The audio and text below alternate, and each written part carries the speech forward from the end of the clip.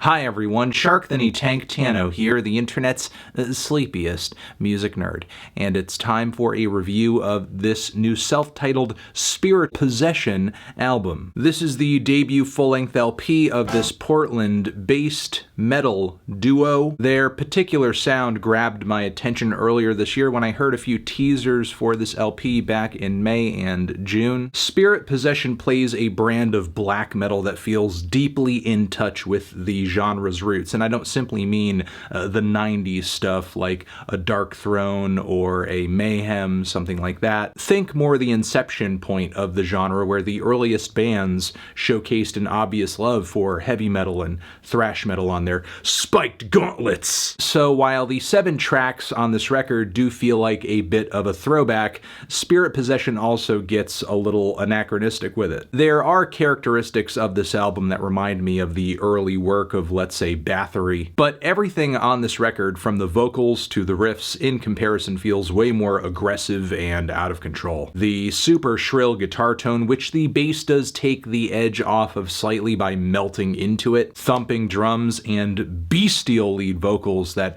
are just awash in this very loud, aggressive delay, which just bulldozes over every other sound in the mix. What Spirit Possession has done here is like a noisier and unintentionally psychedelic version of an old school obscure black metal demo. If I had to describe it in 2 words, pure chaos. But some pretty good compositional ideas do translate through the madness on nearly every track. Whether it be the gnarly and chilling old school guitar shredding on the intro of Deity of Knives and Pointed Apparitions, the way the head-banging metal riffs on that track also fluidly transition into throttling blast beat passages. Also, a lot of the leads on this track feature these fast, fluttering hammer-ons. They are constant, not just through this track, but through much of the album. There's also the grim and intense layered guitar leads on the title track of the record, which sound like the soundtrack to a nightmare where I am trapped in a vampire lair on acid. The preceding riffs from here are a labyrinth of sorts. It is pure headbanging catharsis, but always changing it up very quickly, never settling on one idea for too long. By comparison, the structure of Twin Tongue Pathways is a lot steadier, but it does kick off with this deafening noise intro that sounds like I'm trapped in a warehouse where a crazed killer brings innocent people to shock them with car batteries and shit. The guitars do lack a bit of imagination on this track, especially considering the insanity of the past 2 songs, but I gotta say it's kind of made up for by how unhinged the vocals are here. It is not often that you hear black metal passages done in 3/4 time, which we do get on Amongst Inverted Castles and Holy Laughter. The lumbering groove and gnarly tremolo picking on this track are fantastic. With only 7 tracks ranging from 4 to 5 minutes,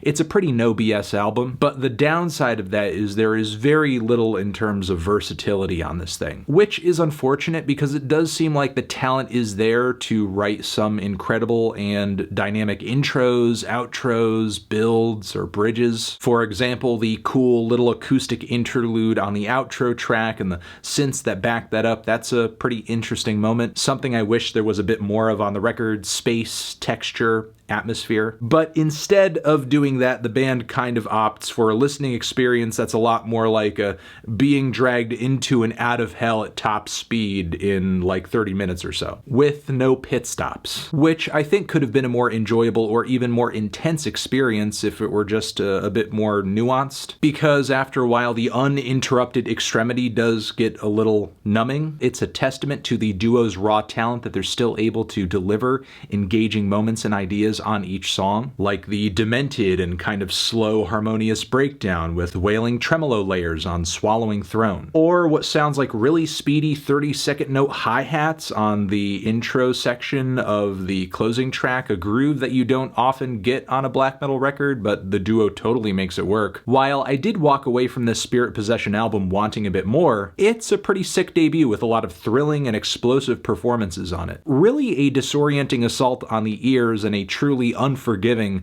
American black metal project, feeling a light 7 on this one. Transition. Have you given this album a listen? Did you love it? Did you hate it? What would you rate it? You're the best, you're the best. What should I review next? Hit the like if you like. Please subscribe and please don't cry. Hit the bell as well. Over here next to my head is another video that you can check out. Hit that up or the link to subscribe to the channel.